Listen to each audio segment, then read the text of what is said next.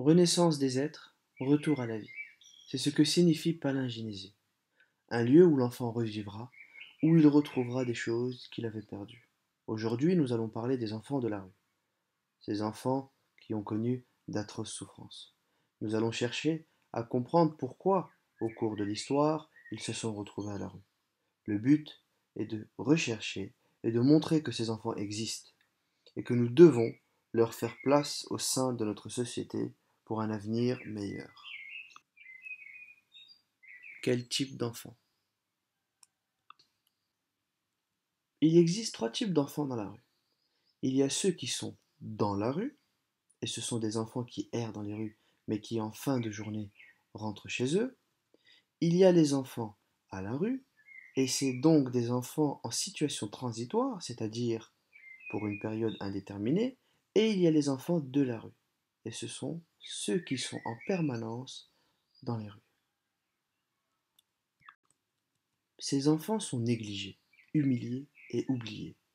C'est ainsi que Kevin Lee a voulu dénoncer les hommes qui ne prêtent plus attention aux enfants des rues en Chine, au point que ces enfants deviennent invisibles à leurs yeux. Ces images ont été réalisées pour sensibiliser la population chinoise face à ce déni. Les enfants dans le temps. Nous savons tous que la Première et la Deuxième Guerre mondiale étaient un chaos sans précédent. Les enfants ont aussi succombé à ce massacre. Pour les plus chanceux, c'est-à-dire ceux qui ne mouraient pas, ils étaient utilisés, exploités, afin de servir la guerre, et cela sans se soucier de leur bien-être. Voici une image montrant un jeune enfant manipulant une machine 5 à 6 fois sa taille.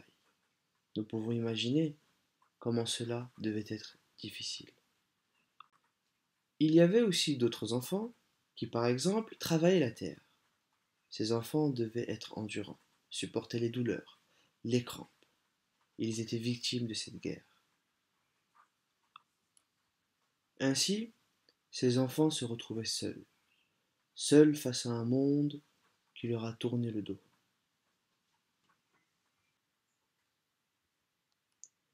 Écrivain français et directeur d'édition, Jean-Pierre Guénot nous explique ici dans une courte interview dont les questions sont posées par les enfants, les conditions de vie des enfants de la guerre. Voici un extrait qui nous a particulièrement marqué. C'était comment les conditions de vie des enfants? Alors d'abord, 4 millions de poilus dans les tranchées et 4 millions et demi d'enfants sur les bancs de l'école primaire de la République. La vie devient très dure pour eux, très très dure parce que d'abord ils souffrent de l'absence, leur père part, ça peut être leur grand frère, ça peut être leur grand-père, souvent leur instituteur qui va être remplacé par une femme, et tout de suite c'est la porte ouverte aux angoisses, aux cauchemars, à l'attente. La mère souvent va au travail, si elle ne travaille pas, elle n'a pas le choix, elle doit partir à l'usine. La solde d'un poilu ne suffit pas pour faire vivre une mère et son bébé. Ces enfants vont souffrir de la faim, terriblement. On manque de tout. On manque de nourriture. 50% des enfants vont être sous-alimentés, maigres, anémiques pendant 4 ans et demi.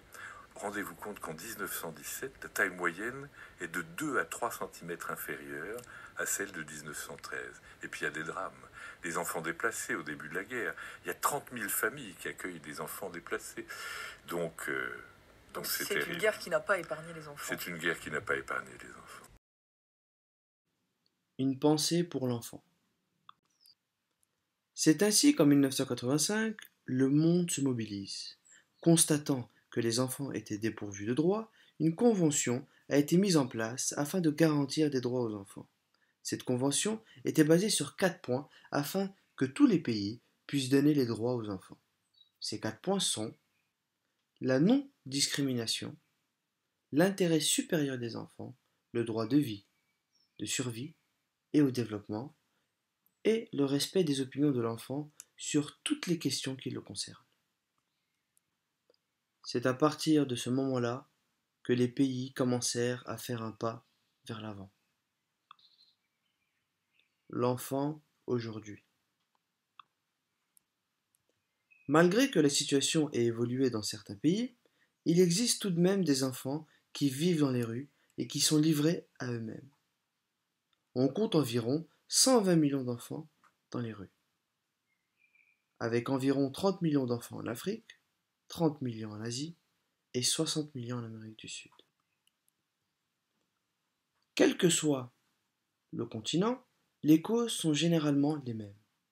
Il y a la guerre, la pauvreté, l'influence extérieure, les séparations des foyers et l'irresponsabilité des parents.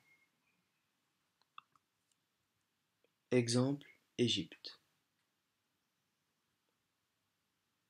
Comptant plus de 100 millions d'habitants, on retrouve en Égypte énormément d'enfants dans les rues.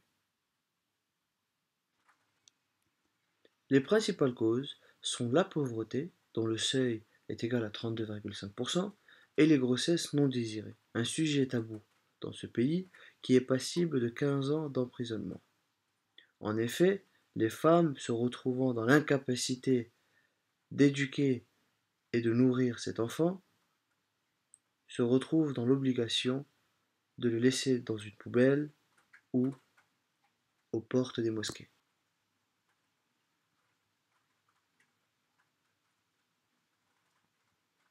Cas de l'Inde. Connu pour sa forte population, on compte en Inde environ 472 millions d'enfants. Cependant, parmi ces enfants, il y a 11 millions dans les rues, 29% représentent des enfants ayant entre 0 et 14 ans, 38% d'enfants qui meurent avant d'atteindre les 5 ans. Ces enfants utilisent tous les moyens pour se nourrir, que ce soit cirer des chaussures, fouiller les poubelles, trier les déchets, afin de gagner quelques pièces et de se nourrir. Tous les moyens sont vitaux. Nous allons vous présenter ici un extrait d'un reportage consacré aux enfants des rues en Inde. Nous allons voir comment la rue les malmène. Là, je vais enquêter sur les problèmes d'addiction, pour comprendre comment vivent les enfants qui se droguent, comment ils se procurent les produits, pourquoi ils les prennent.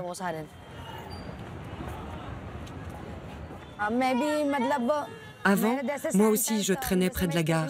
Et un de mes amis m'avait initié à la drogue. À l'époque, je volais et les policiers me frappaient souvent. Quand je prenais de la drogue, au moins, je ne sentais plus les coups. Cet enfant-là n'existe plus. Jyoti continue à sillonner son quartier, mais du haut de ses 17 ans, elle le fait désormais avec l'aplomb d'un enquêteur.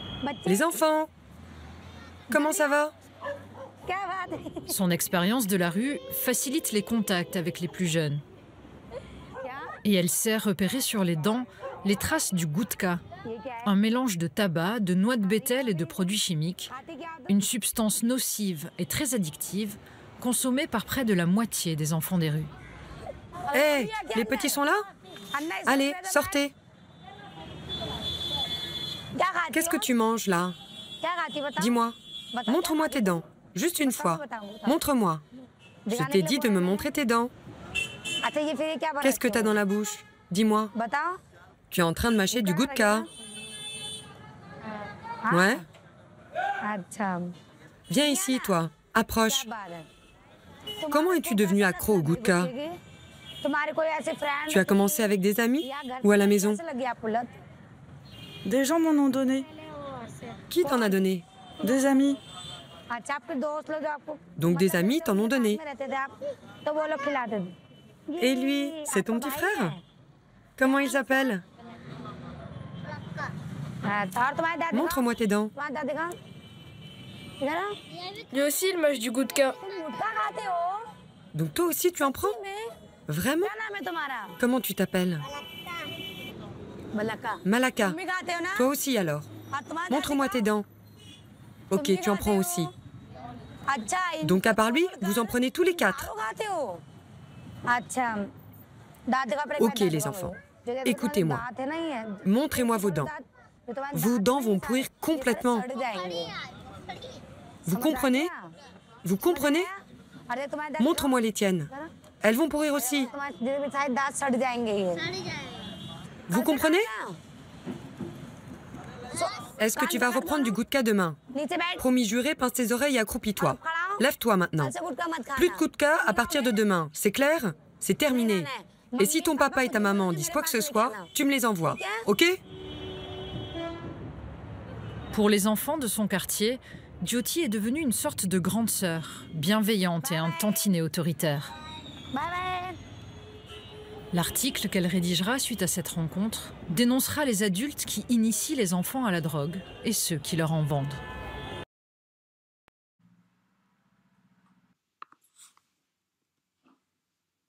Le cas de la Côte d'Ivoire. En Côte d'Ivoire, la situation est aussi critique. Énormément d'enfants vivent dans les rues. Cependant, ces enfants deviennent invisibles aux yeux de tous. Il existe quelques associations afin de leur venir en aide et de les accompagner jusqu'au jour où ils peuvent se réintégrer à la société. Nous allons vous présenter en vidéo quelques témoignages afin de comprendre la situation dans ce pays. Belle Abidjan, toi rendez-vous des grands cœurs, Abidjanville, des visiteurs. Chasse de ton ciel les nuages gris-noirs, des capitales de la Côte d'Ivoire. Oh belle Abidjan, fierté de l'Afrique, Abidjan au bord de l'Atlantique. 19 septembre 2002, 3 heures du matin. Des rafales de Kalachnikov et des explosions de grenades viennent briser le silence de la nuit d'Abidjan. Des rebelles, descendus de Boaké au nord du pays, essayent de renverser le pouvoir de Laurent Gbagbo.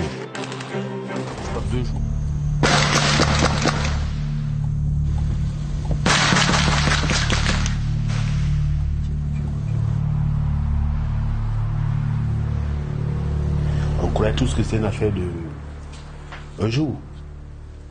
Et puis les nouvelles arrivent, Bogadougou a été tué, Gueye a été tué, etc., etc., etc. On se rend compte que c'est du sérieux. Et puis les jours qui ont suivi, on a vu que nous étions en guerre. Quelque chose qu'on ne pouvait même pas imaginer dans ce pays, c'est pas possible. On dirait la Côte d'Ivoire, pays béni de Dieu. La guerre, le coup d'État, c'était pour les autres. Et c'était arrivé ici. Le pays était coupé en deux. Il y a un taxi qui arrive.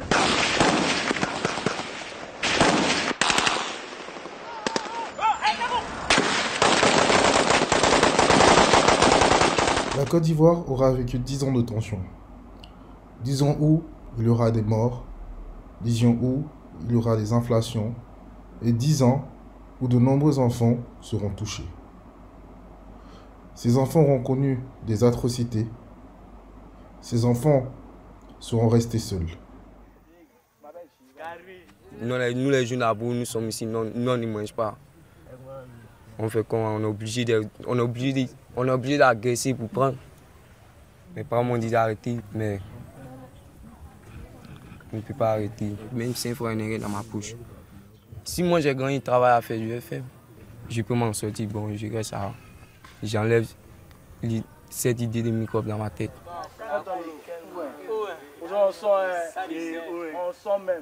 La Côte d'Ivoire, j'ai perdu mon père et ma mère.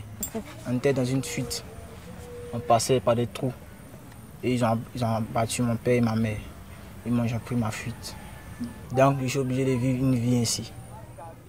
La guerre civile, c'était en 2010.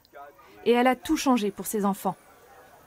S'ils n'ont pas tous perdu leurs parents, beaucoup ont participé au conflit en servant de petites mains aux soldats. Sur place, il serait environ 3000, peut-être plus. 3000 enfants ou jeunes adultes pour qui la rue est devenue un abri. Le passé qui les a conduits à Adjamé est propre à chacun, mais l'avenir pour tous ici est le même, incertain et dangereux. Fatoumata vit ici depuis 5 ans. J'étais mariée de force. Un jour, j'ai fui la maison et je me suis retrouvée au marché. Et depuis, je dors ici. Je suis ici avec l'enfant de ma grande sœur qui est décédée. C'est pas facile. On dort dehors. Je travaille pour gagner 1000 francs CFA par jour. J'utilise 500 francs pour la nourriture et j'en économise 500. Des sommes insuffisantes, par exemple, pour se soigner, soi-même ou son enfant. Car ici, une deuxième génération des rues a déjà vu le jour. Les associations. Remarci est une association qui se situe à Atekoubé, à Abidjan. Créée en 2002, l'organisation accueille des enfants dont l'âge varie entre 2 et 18 ans. Des enfants de rue ou des enfants abandonnés, le centre aide ces jeunes à avoir un meilleur futur. Pouvant accueillir 90 enfants, le centre met à disposition des ateliers, un centre médical, des lieux de loisirs et des potagers. La fondation Amigo Doumé se situe aussi à Abidjan, à Yopougon. Créée en 2015, la fondation accueille des enfants dont l'âge varie entre 13 et 18 ans. Ils forment les jeunes pendant 3 ans afin de faciliter leur intégration sociale. Divers ateliers sont à leur disposition tels que des menuiseries, maçonnerie, élevage et ferronnerie.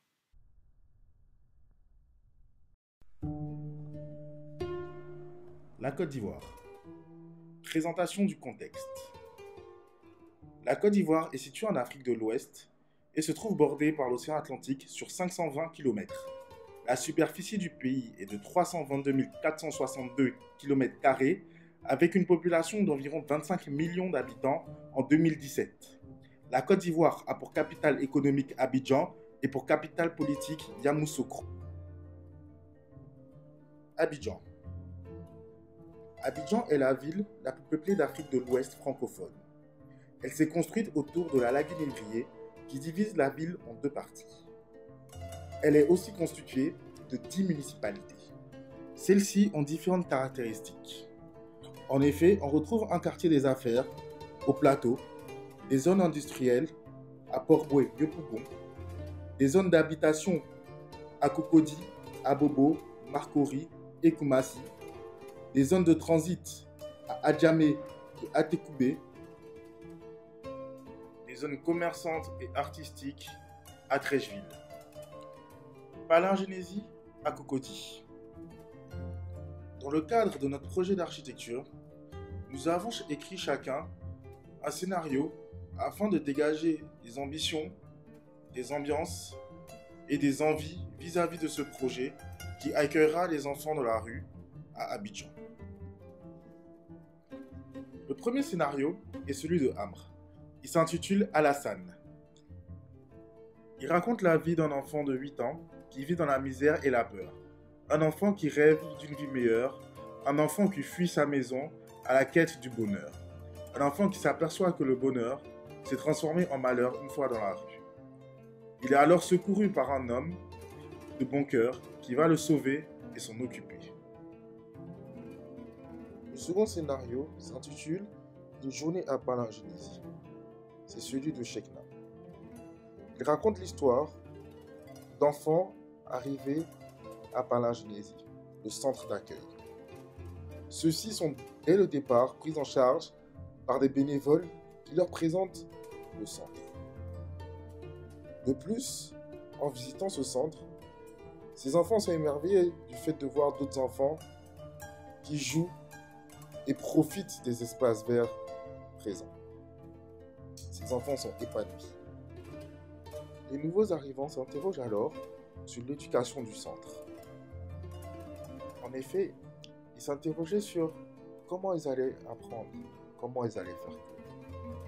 Et dans ce centre, l'apprentissage se fait par l'interaction. Cela veut dire qu'il n'y a pas de salle de classe prédéfinie, mais plutôt des espaces d'échange qui permettent aux professeurs et aux élèves de discuter afin d'apprendre. Enfin, après avoir partagé des moments tous ensemble, une partie des enfants se dirige vers les toits afin d'observer le coucher du soleil, tandis que d'autres continuent à jouer sur la place du centre. Le programme. Suite au scénario, nous avons donc pensé à concevoir un programme adapté et adaptable aux enfants de la rue en Afrique. Il se compose d'ateliers de sorte à apprendre un métier et à être présent sur le marché du travail. De salles à s'approprier en fonction des besoins des enfants et des ambiances. D'un réfectoire, lieu de rencontre et d'échange de repas. D'une bibliothèque, lieu de détente et d'apprentissage avec différentes ambiances. Ceci sera développé par Chekna. Des dortoirs pour les enfants, des dortoirs pour les adultes, lieux où ils dormiront, une administration et un centre médical. Ceux-ci seront développés par Amr.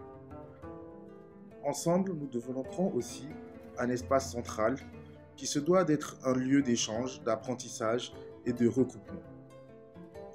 De plus, les espaces verts et ces aménagements avec différents lieux d'échange, de détente, des espaces dédiés au potager et aux activités sportives.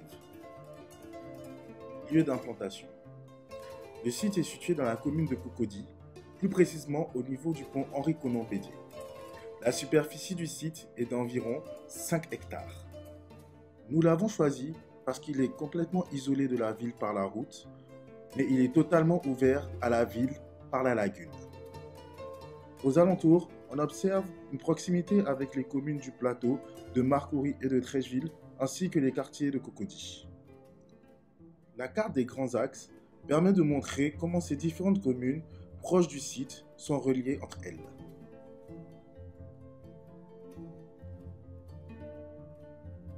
Nous vous présentons donc une vidéo du site, filmée par un drone.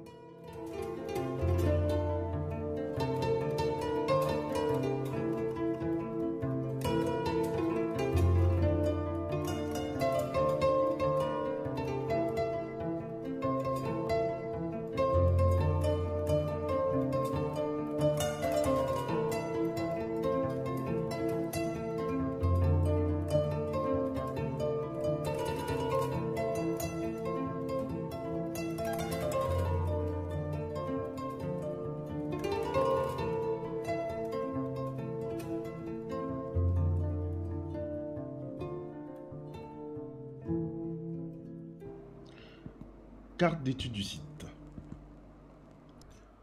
On peut observer un important flux de véhicules au niveau du pont à péage Henri-Conan-Bédier. Cela a pour conséquence des nuisances sonores. De plus, les vents qui atteignent le site proviennent du sud-ouest. Un des atouts du site est d'avoir un accès à la lagune. En revanche, en voiture, le site est difficile d'accès. Le soleil, quant à lui, contourne le site avant de se coucher derrière les immeubles du plateau. Hypothèse d'implantation. Hypothèse 1. Après avoir traité tous les aspects du site, nous arrivons à dégager une forme qui nous fait penser aux mamans africaines qui portent leur enfant au dos. En effet, cet acte s'inscrit dans la culture africaine. Il fait appel à l'amour, la confiance, la fraternité, l'éducation et la protection. L'hypothèse 2 s'intègre de sorte à créer une sensation de sécurité et de protection que les enfants avaient perdue dans la rue. Les bâtiments seront disposés de façon à s'ouvrir à la ville et à tourner dos à leur passé douloureux. Les ambiances. Elles sont présentes dans le projet afin que les enfants s'approprient les différents espaces. Parmi elles, on y retrouve un lieu d'échange central, des bâtiments connectés, et des toits aménagés, des systèmes de construction, des bâtiments aérés. Afin d'avoir des bâtiments où il ne fait pas chaud, il est important d'avoir une bonne aération. Avec ce système, l'air chaud sort de la pièce et nous fait perdre 5 degrés à l'intérieur.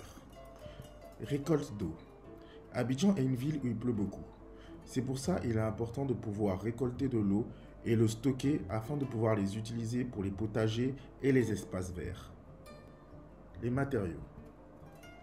Les matériaux qu'on souhaite utiliser sont la brique de terre comprimée, qui est un matériau local et un très bon isolant thermique, le béton pour sa solidité, des briques de plastique. C'est écologique, peu coûteux et cela crée du travail. En conclusion, le projet est une aide aux enfants de la rue à Abidjan. Il a pour but d'avoir un lieu que les enfants peuvent s'approprier afin de s'intégrer dans la société. Mais pour ce faire, nous pensons qu'il est important que la population locale interagisse avec eux. Il est donc important que les membres de la communauté interviennent dans la construction du projet ainsi que dans l'utilisation de certains espaces. Il est aussi important que les enfants utilisent leurs compétences acquises dans ce centre à l'extérieur. Là alors, ils auront intégré notre société.